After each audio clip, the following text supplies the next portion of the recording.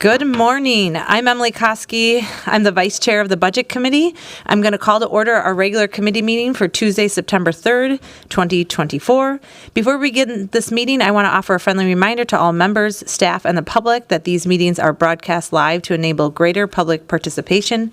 These broadcasts include real-time captioning as a further method to increase the accessibility of our proceedings to the community. Therefore, all speakers need to be mindful of the rate of their speech so that our captioners can fully capture and transcribe all comments for the broadcast. We ask all speakers to moderate the speed and clarity of their comments. At this time, I'll ask the clerk to call the roll to verify the presence of a quorum. Councilmember Payne. Present. Wansley. Present. Rainville. Present. Vita is absent. Ellison. Here. Osman is absent. Cashman is absent. Jenkins is absent. Chavez. Present. Chowdhury is absent. Palmisano. Present. Vice Chair Koski. Present. Chair Chuktai is absent. There are 7 members present. Let the record reflect that we have a quorum. I'll also remind my colleagues that we're using speaker management today, so please make sure you sign in. Our first item today is Mayor Fry's 2025 recommended budget. This is our formal receipt of the recommended budget and the Budget Committee's first step in our process leading up to the adoption of the budget in December. I'd like to take the opportunity to review for both the public and my colleagues the anticipated timeline in which we will work to complete the city's 2025 budget. Over the next 2 months, this body will be receiving presentations diving into the details of each department's proposed budget. We'll begin with a presentation on Monday, September 9th at 10 a.m., where Jane DeSenza, our budget director, will provide us with an overview of the mayor's 2025 recommended budget. At that first meeting, we will also hear a presentation on the budget related to the federal consent decree and settlement agreement with the State Department of Human Rights related to policing, as the budget for this work involves several departments. Departmental presentations will continue throughout the months of September and October. Council members have already received invites for all these meetings, and the meetings have been noticed for the public on the city's legislative information management system at lims.minneapolismn.gov. Additionally, this committee has scheduled 2 public hearings on the proposed budget. Those will be held on Monday, September 23rd at 6:05 p.m., and the next one is being rescheduled, but it will likely be another date in November. And finally, I'll note that we'll consider amendments to the mayor's recommended budget at our meetings on December 6th, and if needed, on December 9th. These revisions will be forwarded to the City Council for final consideration at a 3rd public hearing to be held at a meeting of the City Council scheduled for Tuesday, December 10th at 6:05. We also anticipate that the City Council will adopt the budget at that meeting. As I mentioned, the entire schedule is published on the calendar that is posted in LIMS. Are there any questions from my colleagues? It'd be good if I put up the speaker management myself. Okay, Councilmember Palmisano. Thank you, Madam Chair. Just to be able to clearly follow along the budget process, the next step in this, from a procedural standpoint, is the Board of Estimate and Taxation's consideration of the levy. And it was difficult for people to find online, and I'm wondering if you maybe know off the top of your head, when is the Board of Estimate and Taxation setting the levy limit this year? I know it's usually late September.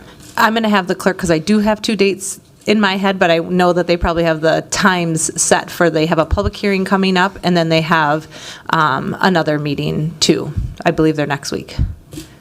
Yeah, Madam Chair, to Councilmember Palmisano's question, I'm not sure I know the complete answer, but I do know at the Board of Estimate and Taxation has its public hearing on the levy scheduled next week.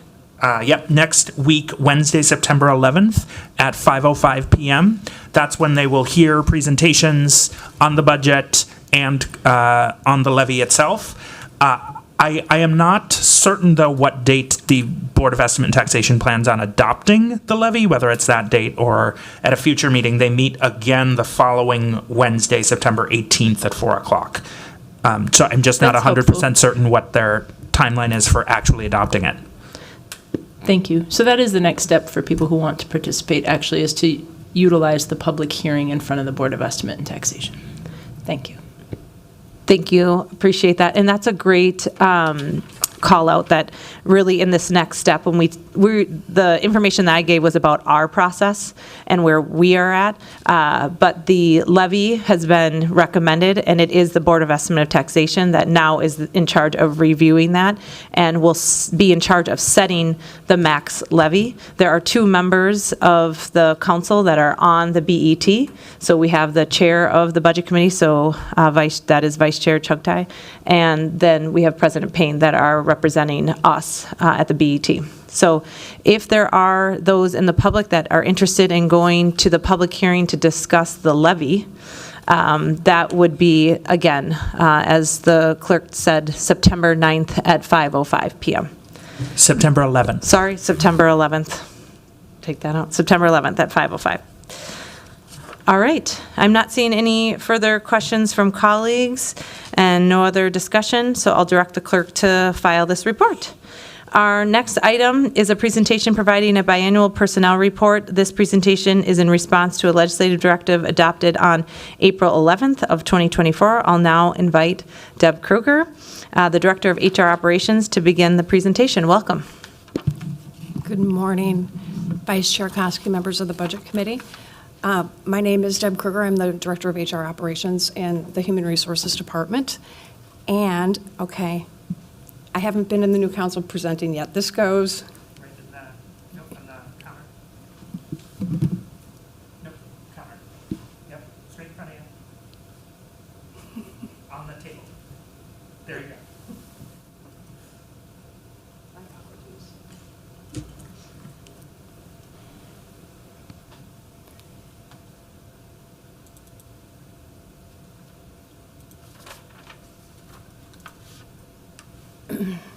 my apologies for that. No worries.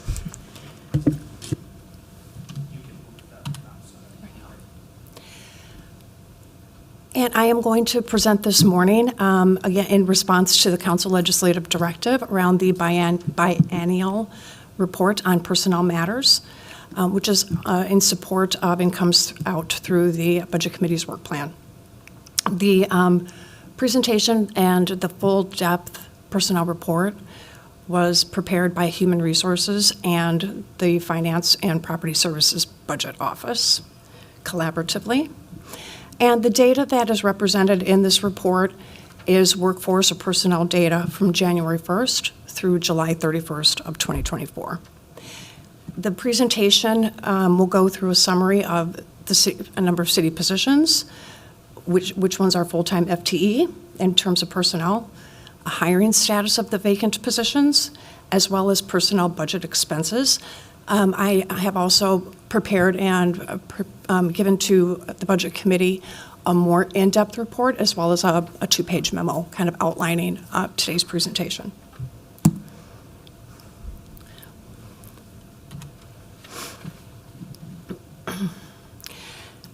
In terms of both sort of city enterprise-wide as well as departmental positions representing the city's workforce when they're all filled, there are 4,195 city council approved and funded FTEs in 2024, which represents a 4% increase over the 2023 FTE count.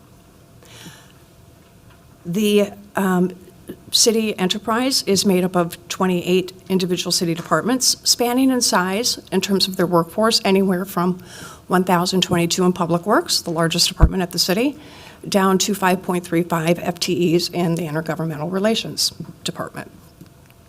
The data that the 4,195 positions does exclude like ARPA-funded and capital-funded projects, which is also representative in the Schedule 5 of the budget book.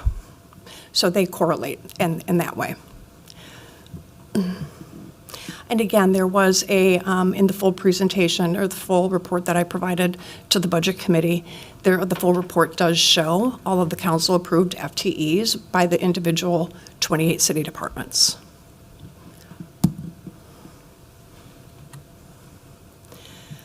Out of the almost 4,200 council-approved and funded FTEs at the city, roughly 89% of those regular positions, sometimes termed colloquially as permanent positions at the city, about 89% are filled. And 98% are full-time employees, and 2% represent part-time employees or part-time positions. And 5 city departments are currently fully staffed as of July 31st. And then just as a side note, there are 5 city departments that are over-allocated in their approved FTE count. That can be anywhere from, there are a few departments that have an allowance to overfill due to high turnover. We call that bell curve staffing. 911, 311, the fire department, a few other departments do have the ability to overfill based on the turnover numbers. There are about 6 positions that are currently public safety aid funded, which again will push their authorized numbers when you see the number filled over their allocated FTE in the Schedule 5 of the budget book. And then there are also a number of departments that have training or pathway programs. And while they're not, again, funded, you will see that they probably may be over-allocated. And the purpose of the pathway or the trainee programs is to bring someone up to full speed to go into a full, regular, authorized, approved, funded position. That's mainly in police, public works, fire. And then we also had a number of positions that were started out as temporary positions at the city and then did turn into regular or permanent positions funded through non-personnel budget, primarily in the police department with case investigators.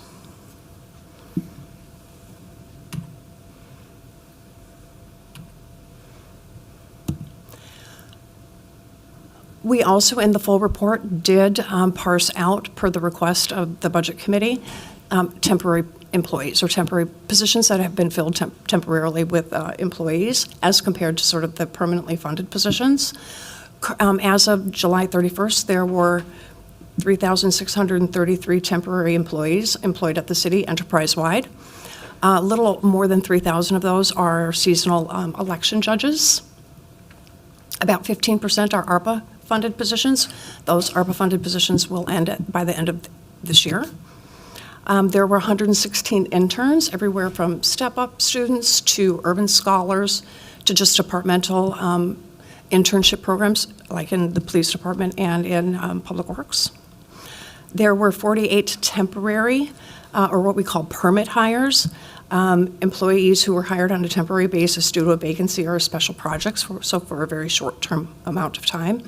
And about 444 are what we call outside trades. They are individuals that we hire from the union hall bench, and they typically are skilled workers who are hired for a specific amount of time. For instance, probably 200 of them are stagehands at the convention center who work evening events, the sound and light. Public Works and Finance Property Services make up the bulk of those who hire outside trades. They're skilled trades, carpenters, electricians, plumbers, typically working on construction capital projects.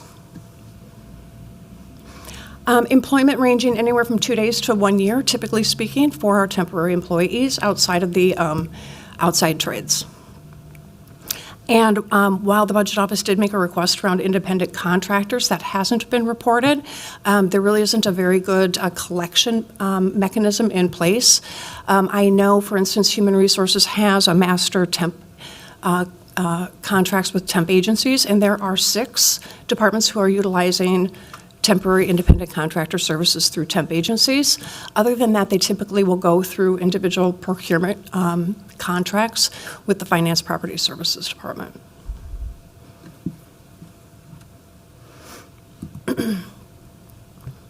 And then to report out on vacant positions. Given the city's progress on filling vacant positions, last year alone we filled just a few over 600 of our vacancies.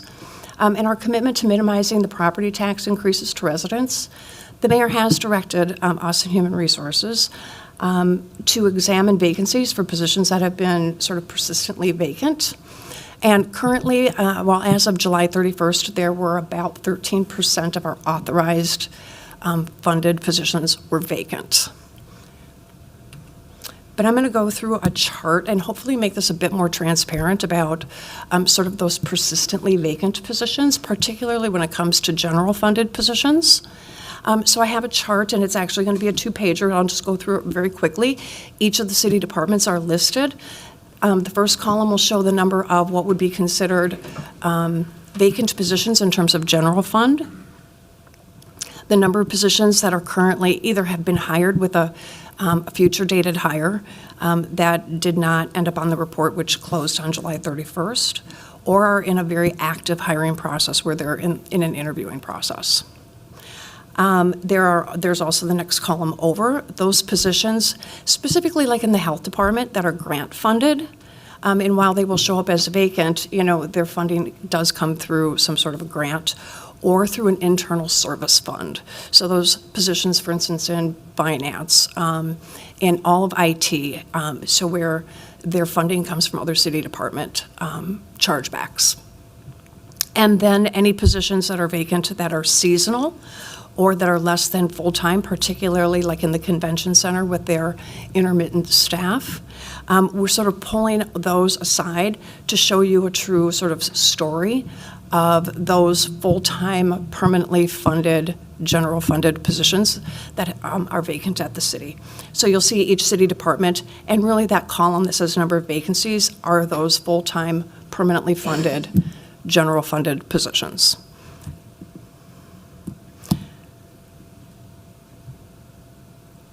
Of the 13% that are currently vacant, about 133 of those would be categorized as the full-time, permanent, general funded positions that are not in an active hiring process, that are not, and that's about almost 300 that are in a current active process. 12, again, excluded because they're either grant or internal service funded. 34 that are seasonal or less than full-time, most of those being either in Public Works or the Convention Center, they're intermittent staff.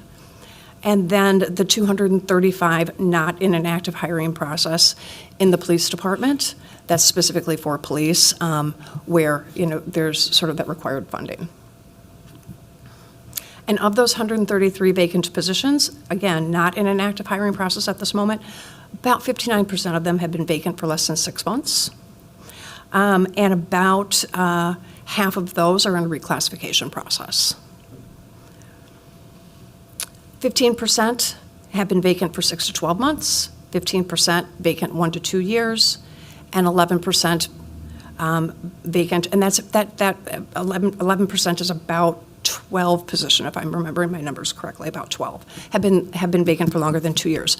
And a disclaimer that I do want to make is that this data is coming out of our HR comment system, and I do believe that there are about a dozen positions here that I'm questioning whether or not they're actually vacant or not. I think the department has either used the funding for that position to create a different position and they haven't been inactivated. And so we are in the process as well of doing some cleanup in our system, but it's certainly not represented. It's not a large percentage of the 133.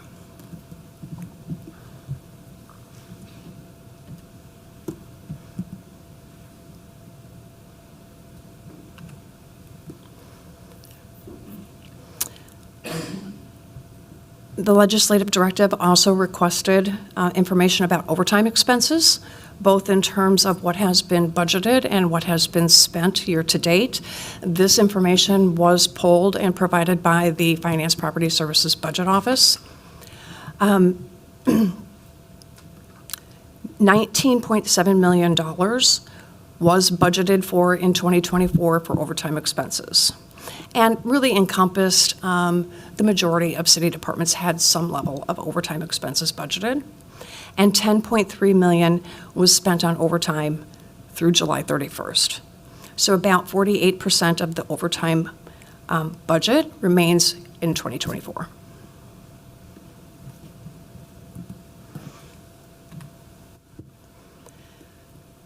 The legislative directive also requested information around administrative actions that may have occurred regarding personnel and positions at the city.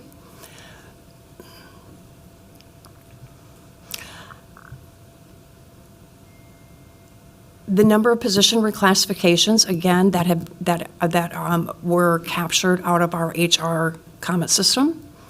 Positions that have been reclassified from one job title to a different job title, again, between January 1st and January 31st, is 73.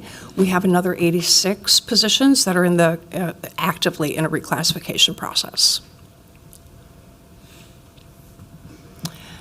We are also implementing some system improvements in our HR system. They're currently underway to really track the funding, and it's going to help with our position cleanup, particularly as we also go into our HR system replacement through the ERP project, looking to really calibrate budgeted positions to actual position titles and being able to track. What happens today is that through the reclassification process, while a new job title may be created, and so we'll call it a new position, the funding for that position is coming perhaps from another position that's vacant, and currently there's sort of a gap in being able to track the new position against a position that had been funded. So there's really not a way to track always. If it is from one title to a different title, those are tracked. But for those that are new positions, is it new because you've got new funding, or is it because the funding is coming from a different vacant position? So currently there's a gap, and we're currently working on a process improvement to be able to capture it today, as well as moving into a new system. And the full report that was provided to you does show the reclassification and the impact of the reclassification, the title that the position had been in, and then the title that the positions in each city department was reclassified to, and when. I know one of the requests in the legislative directive was around the budgetary impact for reclassifications. Again, the HR system does not have any information regarding expenditures on positions. That comes from the budget office, and the budget office reconciles those position reclassifications on an annual basis as they get a workforce roster prepared for the next budgeting cycle. So they will, for 2024, the budgetary impact for reclassifications will be determined about February of 2025. So it's always typically about a year behind.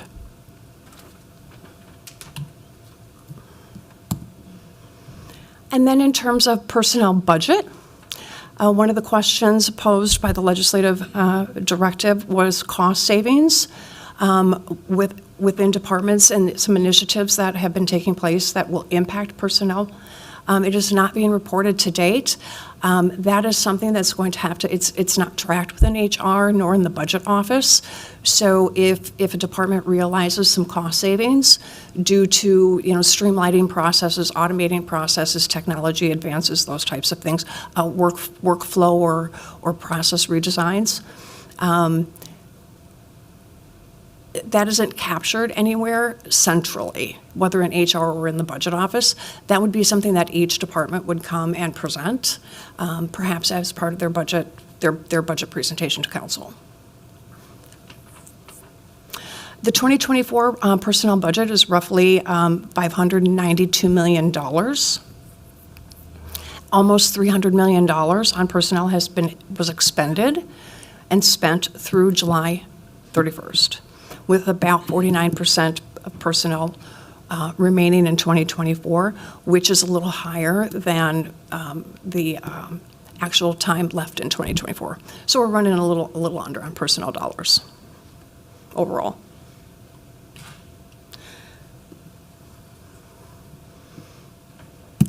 Can I answer any questions? Thank you, Director Kruger. Appreciate the presentation. We do have one council member in queue at the moment. Councilmember Wansley.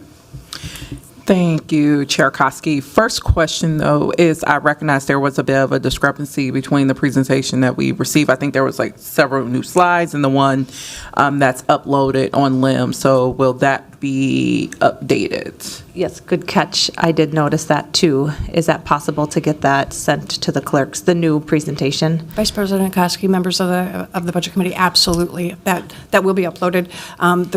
The request came in late Friday around a bit more transparency in terms of actual vacant positions that were general funded for the Budget Committee's perusal. And so those slides were updated today, so I will absolutely get a copy of that to the clerk. Okay. Great.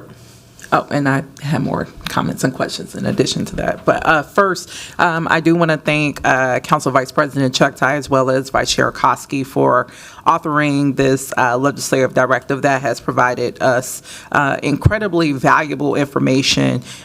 Council can only fulfill our budgeting and oversight responsibilities if we have access to accurate information about executive staffing levels.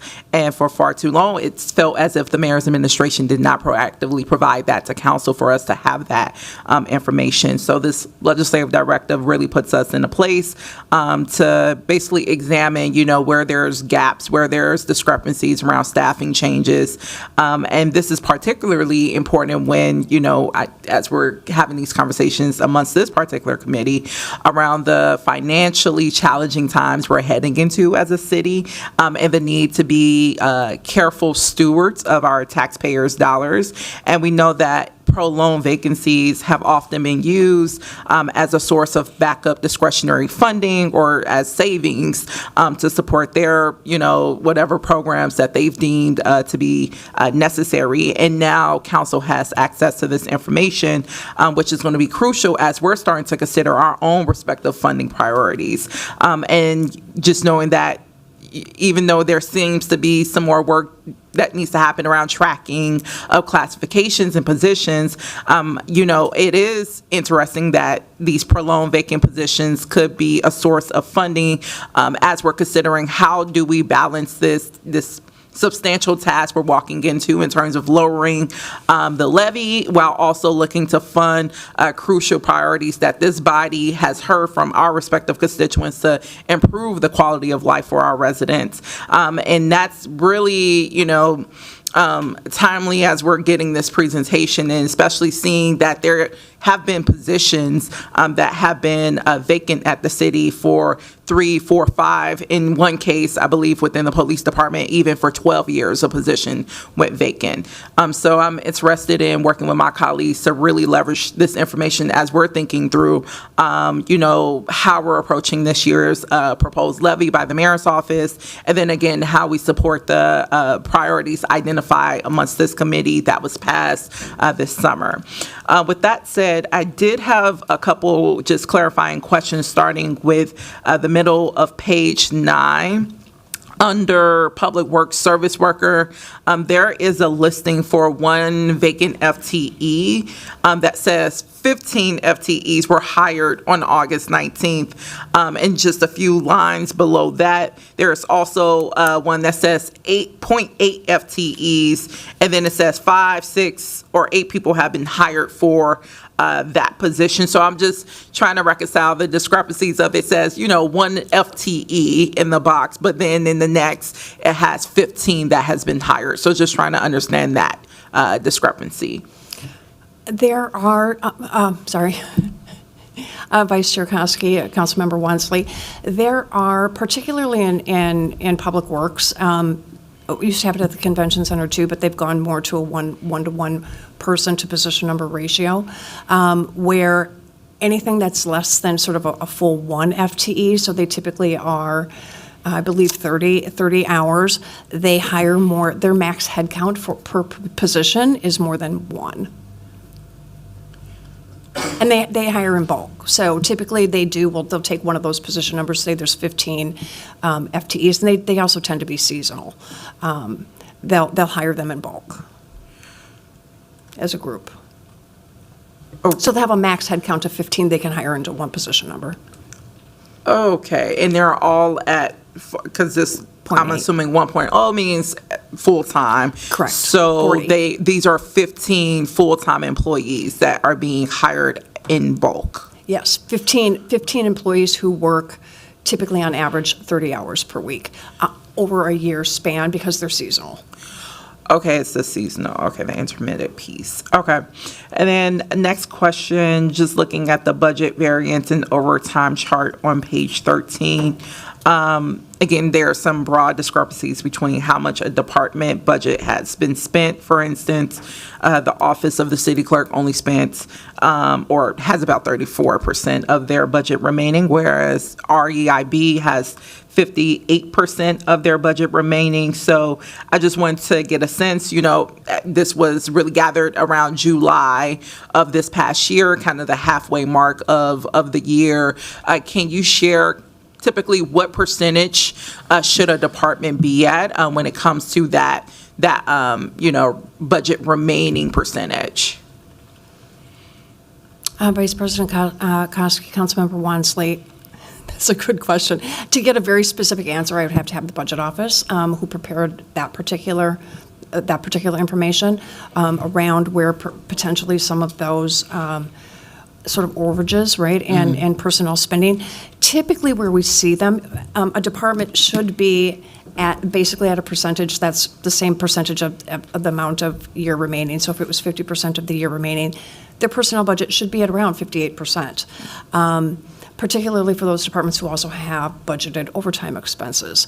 Where we do see sometimes the personnel budget going over, if there have been a lot of reclassifications. And the clerk's office has had a number of reclassifications as they have restructured their department and the work in their department, in the records unit and in other areas. So it could be that the reclassification, had a higher dollar value per position, and so they might be running a little slightly over. But to get very specific information for you, I don't know if that's the particular reason why. Could certainly ask the Budget Office to pull data for you. Awesome. Vice Chair, I was going to ask for a staff memo then. Yes, we can do a staff memo. I also see that the budget team has arrived, so I'm not sure behind you, so you could phone a friend at the moment. So if maybe, Councilmember Wansley, if you don't mind just repeating the question for the budget team. Welcome. Hi.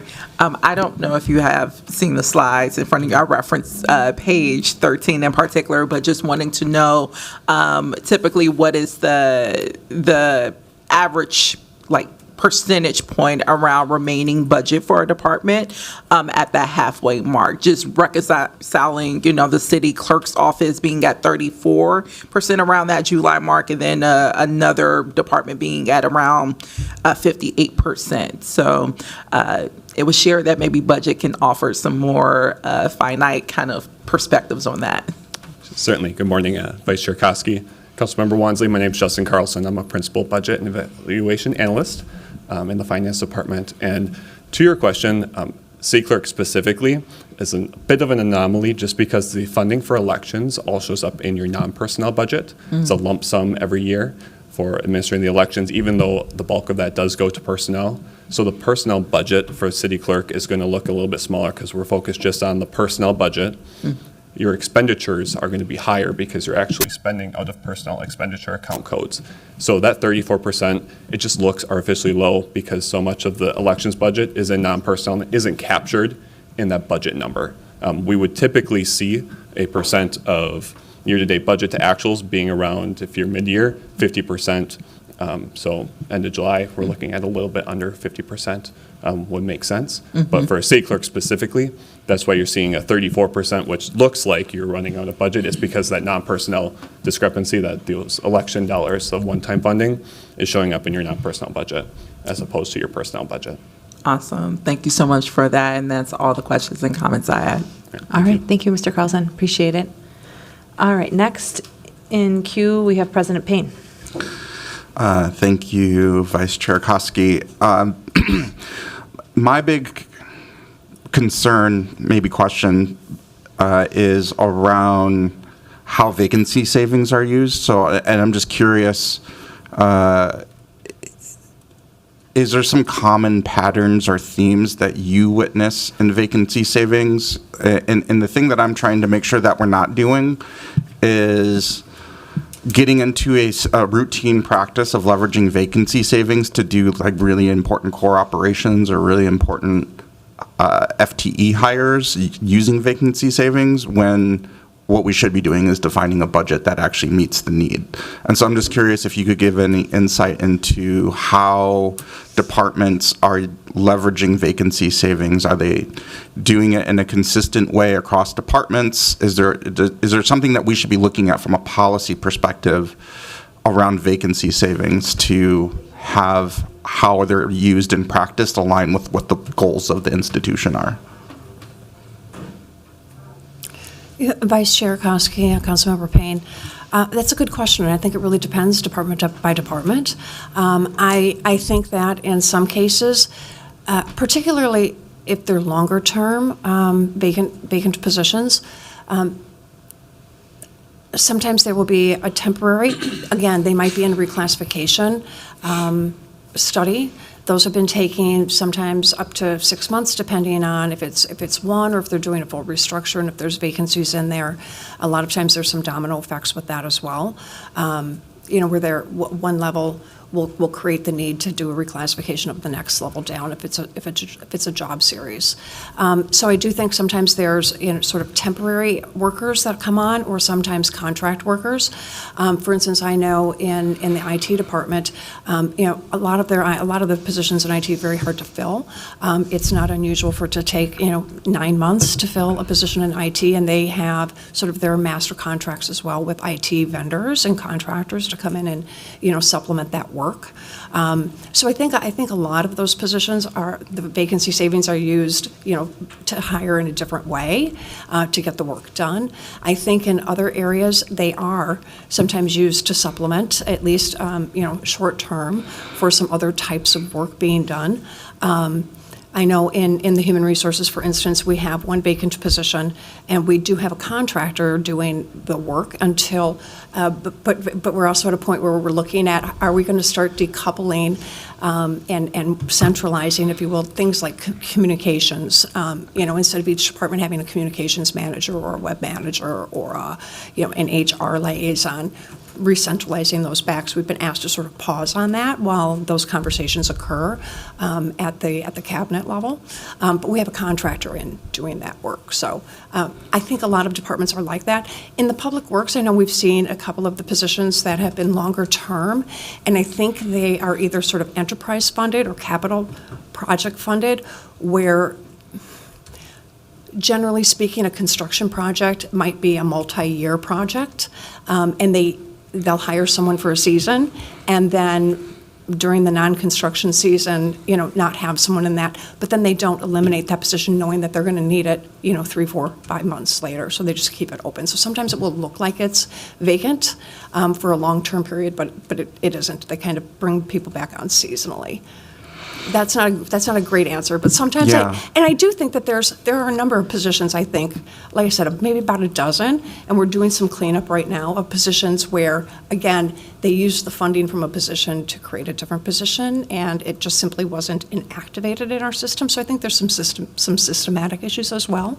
But where they are vacancies, a lot of times, they're using those funds to help a different project or in a different area, or fund it different, or staff it differently. So when I see something like 911 has an office support specialist that's been vacant for 151 months, I think I think that is one of those positions. I believe that they use that to create the admin analyst too. And I just need confirmation so we can inactivate it. Okay, so I don't know if it would be a safe assumption, but it seems like you're suggesting a assumption to make when you see some of these kind of eye-popping numbers that are kind of like, how does that sit there vacant literally for many years? That's likely a data cleanup problem more often than not, and that a more realistic. I guess I'm trying to, as I'm reading through this and seeing things like 20-some months, 40-some months of vacancy, I'm trying to make this distinction between IT has some very technical jobs that are hard to fill, and they will sit there vacant for many months as expected, versus there's a vacancy that's been sitting there for many months because it hasn't been a priority to hire, and there's other fires to put out, and there just hasn't had the attention for it, versus we use this as a slush fund because we know that our needs are flexible enough and we have the discretion with vacancy savings. I'm trying to make a distinction between those three versions of there being a vacancy. And this report is so helpful to give you the data, but the data still, I don't feel like I have a good grasp on what's the reason behind some of these dates. And so I don't know how we could systematically determine that, but I think that's the thing that I'm hoping to try to get out of this exercise. And I don't know, I see Director DeSenza kind of.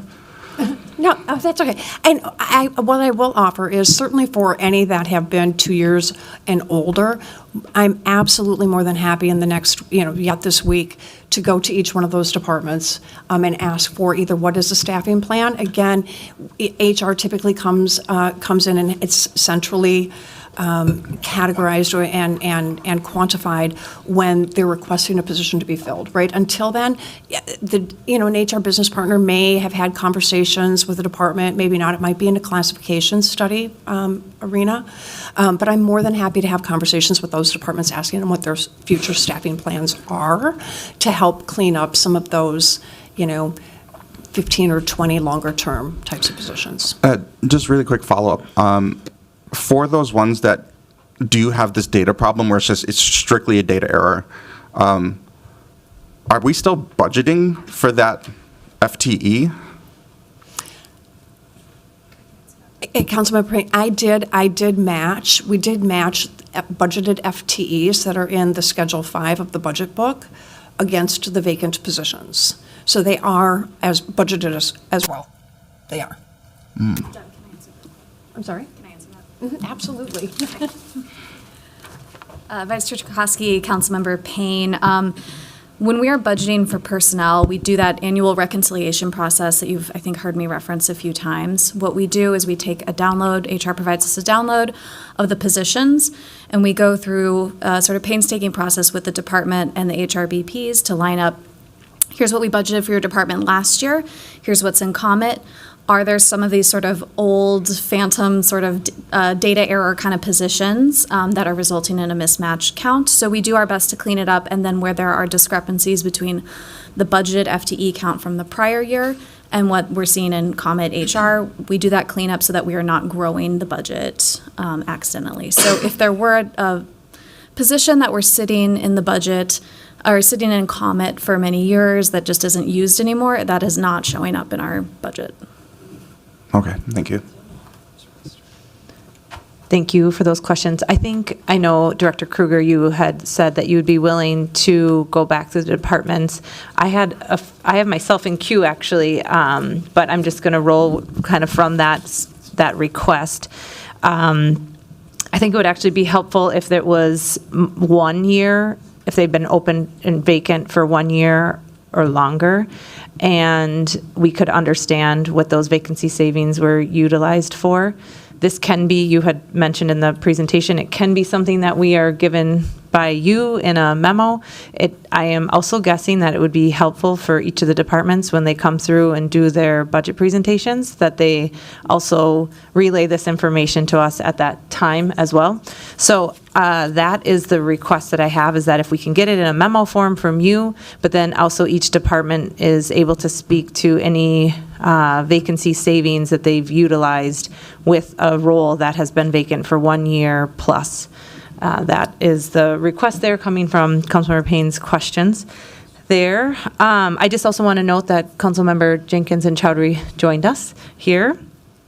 And then I do have a couple questions on the report that was sent. So page 2, just under the column of hiring plans, if it's blank, should we just assume there is no current hiring plan for that? Or what is that's my assumption, is that there is no plan, but just want to make sure that I am making the correct assumption for each of those. Vice Chair Kosky, if it's blank, that means that there is not an active hiring process in our applicant tracking system. Okay. And is that normal to have no plan, or is this because it's a system? Does that make sense? Like, I would assume if I were hiring, I have a plan, right, to, if we request an FTE, that I have a plan to hire that person. But is it because this is just like a system that I need to put this into a system, or that they actually do have a plan, but it's not just indicated in the system, if that makes sense. Vice Chair Koski, it does make sense. That doesn't, just because it's blank does not mean that they don't have a plan. In many cases, a department could be, for instance, in a reclassification process. They could be that they've filled it differently with a temporary employee or an outside trade, or something like that. Or it could be that they are waiting for something. Like you said, they've got sort of a priority of filling, their vacant positions. Or sometimes there's a sort of a trickle-down effect, or, with promotional hires, and it will cause, more vacancies down the line. And so they'll wait until they get volume. I know in a lot of cases, for instance, in Public Works with service worker, every time they have a vacancy, they don't open it up for application, right? They time it throughout the year, and then they hire in bulk or in classes, right? And many departments do that same thing when they've got large quantities of job titles on a sort of on a regular cadence. So it's not, I don't think that it's not that they don't have a plan. It's just that they have not requested to actually start a hiring process actively at that point. Okay, thank you. That's helpful. And I appreciate in the presentation, you did add another slide in there with some additional information. So I do need to go back and look at that. But when I was looking at the report, I noted that there were 70, besides police and sergeants, officers and sergeants, there were 70 vacant positions that had been open for a year or longer. I know that there were percentages, but that you had put in the presentation, and of those, there were 60 that didn't have any hiring plans. And so I am wondering if we can also get an understanding of what the plans are for those 60 roles that have been vacant a year or longer, and what that hiring plan is. And the reason why I ask this is because, in the upcoming budget, the recommended budget that the mayor has proposed, he's requesting 75 new FTEs. And when we have 60 that have no plans that we can see that are documented, I think as we go through our process and kind of figure out what we need to do as we move forward here, how do we reconcile the fact that we have 60 FTEs with no plans, and that's what we see, but we want 75 new roles. So I think it would be really helpful for us to be able to see that information transparently as well. So. Vice Chair Koski, I can certainly do that.